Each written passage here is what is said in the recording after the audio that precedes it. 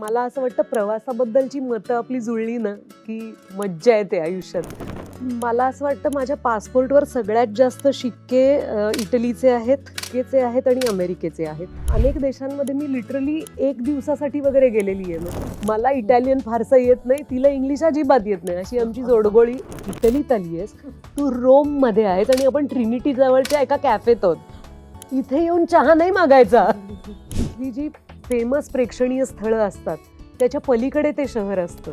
ते मी समुद्रावर चालत आले होते आणि मला अगं फक्त ने मजसीने मनात वाजायला लागलं.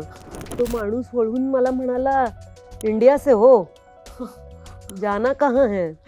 ही माझ्या रूमची किल्ली की तू तुझ्याकडे ठेव, तुझं फ्लाईट मिस झालं तर तू परत ये आणि माझ्या रूममध्ये राहा. कधी कधी मला असं वाटतं की अभिजात मराठी ही अमेरिकेतच आहे का काय. आणि भारतात तर मला इतकं आवडतं खायला. आणि मी पोळ्या केल्यामुळे साधारणपणे 11 जण माझ्या प्रेमात पडले होते.